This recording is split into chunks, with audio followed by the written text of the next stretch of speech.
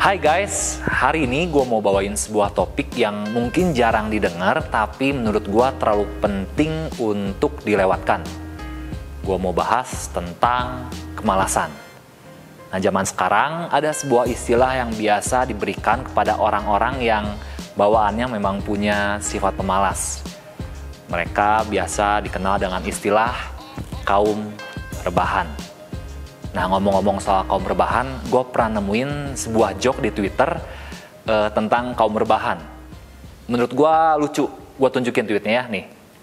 Dia bilang kayak gini, agar tidak terdengar pemalas, jangan menyebutnya rebahan. Sebut saja horizontal body battery saving mode. Bisa aneh orang kepikiran bikin joke tentang kaum rebahan. Tapi masalahnya mau istilah secanggih apapun, sekeren apapun yang diberikan kepada orang-orang pemalas, ya mereka tetap pemalas. Dan satu hal yang harus kita ingat bahwa kemalasan itu punya kekuatan yang sangat menghancurkan buat diri kita. Nah, sebelumnya gue pengen cerita nih. Jadi gini, suatu hari di kisaran abad keempat ada seorang biarawan Kristen, dia mencoba mengkategorikan berbagai macam dosa yang ada di dunia. Dia ingin tahu dari berbagai macam dosa yang bisa dilakukan oleh manusia, kira-kira dosa-dosa apa aja sih yang punya sifat mematikan. Nah, dari hasil perenungannya muncullah daftar yang dinamakan 7 Deadly Sins, atau kita kenal dengan istilah 7 dosa maut. Apa aja sih 7 dosa maut itu? Yang pertama adalah kesombongan. Yang kedua, ketamakan. Yang ketiga, iri hati. Yang keempat, kemarahan. Yang kelima, hawa nafsu. Dan yang keenam, kerakusan. Nah, yang ketujuh bisa nebak nggak kira-kira apa? Yang ketujuh adalah, siap, kemalasan. Kesimpulannya teman-teman, satu hal yang ingin gue sampaikan di episode Nuggets kali ini adalah kemalasan bukan sekedar kebiasaan yang buruk, tapi merupakan sebuah dosa yang mematikan. Laziness isn't just a bad habit, it is a deadly sin. Nah, ada 3 jenis kemalasan yang udah kita kenal biasanya ya. Yang pertama adalah kemalasan fisik. Kemalasan fisik ini orang-orangnya mungkin sering mengidap penyakit yang dinamakan mager alias malas gerak. Mungkin lu juga pernah mengalaminya ya. Bawaannya pengennya tiduran aja, rebahan atau mungkin leyeh-leyeh di atas kasur. Pokoknya bawaannya malas gerak lah.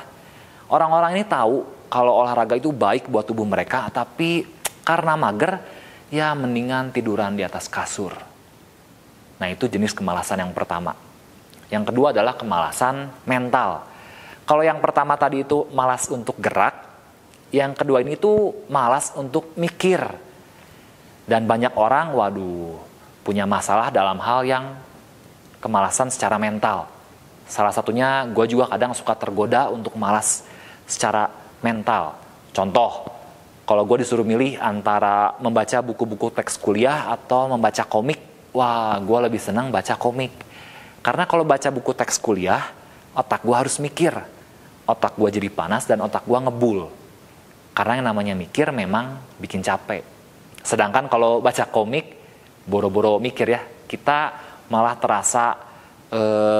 terasa menghibur. Kita mendapatkan hiburan. Nah, makanya kenapa orang-orang cenderung senang dengan hal-hal yang bersifat entertainment dibandingkan education. Karena waktu kita membaca atau menonton sesuatu yang sifatnya entertainment, otak kita nggak akan dibikin capek. Tapi kalau kita membaca atau menonton hal-hal yang berbau education, otak kita seringkali jadi capek. Nah, kemalasan jenis yang ketiga adalah kemalasan rohani. Banyak anak Tuhan tahu kok berdoa itu penting buat menjaga hubungan pribadinya dengan Tuhan. Tapi seringkali malas untuk berdoa. Banyak anak Tuhan tahu kok kalau baca firman itu bagus untuk pertumbuhan iman mereka. Tapi kok kenapa ya rasanya malas untuk membuka Alkitab. Nah, kira-kira dari 3 jenis kemalasan ini, lu punya permasalahan yang paling parah itu jenis kemalasan yang mana? Nah, gue pengen bagiin 2 simple truth hari ini ya. 2 simple truth yang bisa membuat kita mengerti bahwa yang namanya kemalasan itu tidak baik buat kita. Yang pertama adalah begini. Settingan manusia itu diciptakan untuk bekerja. Settingan manusia itu diciptakan untuk bekerja. Buktinya apa? Kita baca di Kejadian 2 ayat 15. Tuhan Allah mengambil manusia itu dan menempatkannya dalam Taman Eden. Apakah untuk berleha-leha di taman itu? Enggak. Tapi untuk mengusahakan dan memelihara taman itu. Jadi setelah Tuhan selesai menciptakan alam semesta dan seluruh isinya, Tuhan menempatkan Adam dan Hawa di dalam Taman Eden bukan supaya mereka bisa berleha-leha, bukan supaya mereka bisa leyeh-leyeh di atas padang rumput, jalan-jalan di pinggir sungai sambil makan buah anggur. Enggak. Mereka punya job desk yang penting, yaitu apa? Mengusahakan dan memelihara taman itu. Jadi manusia awalnya diciptakan memang untuk bekerja. Nah, jadi kalau manusia yang dari awalnya diciptakan untuk bekerja, tapi memilih untuk bermalas-malasan, cepat atau lambat dia akan merusak dirinya sendiri. Sebagai analogi nih, gue pengen kasih contoh ya. Contoh, mungkin lu yang di rumah punya mobil atau udah ngerti soal mobil, pasti tahu bahwa yang namanya mobil semakin jarang dipakai, bukannya semakin awet, tapi semakin cepat rusak. Kok bisa sih? Ya simple alasannya, karena mobil diciptakan memang bukan untuk diam di garasi rumah, tapi untuk bergerak. Sama halnya dengan manusia. Manusia diciptakan bukan untuk berleha-leha di atas kasur, leyeh-leyeh di atas tempat tidur, atau bersantai-santai. Enggak. Manusia diciptakan untuk bekerja, berkarya, dan terus bisa produktif sepanjang hidupnya. Kalau gitu apakah kok manusia jangan sama sekali beristirahat? Enggak. Ingat, dulu Tuhan menciptakan alam semesta, polanya seperti apa sih? 6 hari dia menciptakan alam semesta, 1 hari Tuhan beristirahat. Lihat perbandingannya. Porsi bekerja lebih banyak daripada porsi beristirahat. Ingat ya, manusia diciptakan untuk bekerja. Simple truth yang kedua adalah Tuhan membenci kemalasan. Mau lu percaya atau enggak, mau lu terima atau enggak, Tuhan membenci yang namanya kemalasan. Ingat dong, salah satu perumpamaan talenta yang sangat terkenal, hamba yang pertama dikasih 5, dia berhasil melipat gandakannya menjadi 10. Kemudian hamba yang kedua dikasih talenta 2, berhasil melipat gandakannya menjadi 4. Sedangkan hamba yang ketiga yang awalnya dikasih 1 talenta, ujung-ujungnya tetap 1 talenta. Dan waktu hal itu terjadi, apa sih yang dikatakan Tuhan kepada hambanya tersebut? Kita lihat Matius 25 ayat 26a. Dia bilang kayak gini. Maka jawab tuannya itu, hai kamu hamba yang jahat dan malas. Nah, dari sini kita bisa lihat bahwa di mata Tuhan yang namanya kemalasan punya tingkat keparahan setara dengan kejahatan. Yang namanya kemalasan punya tingkat keparahan yang sama dengan kejahatan. Di bagian ayat yang lain, Paulus juga pernah bilang seperti ini. Ini merupakan salah satu ucapan yang menurut gua sangat bagus ya. Singkat, padat, jelas, tegas, dan pedas. Dia bilang kayak gini, di 2 Tesalonika 3 ayat 10b. Jika seorang tidak mau bekerja, janganlah ia makan. Jika seorang tidak mau bekerja, janganlah ia makan. Nah, dari ayat ini yang gue tangkap kayak gimana sih?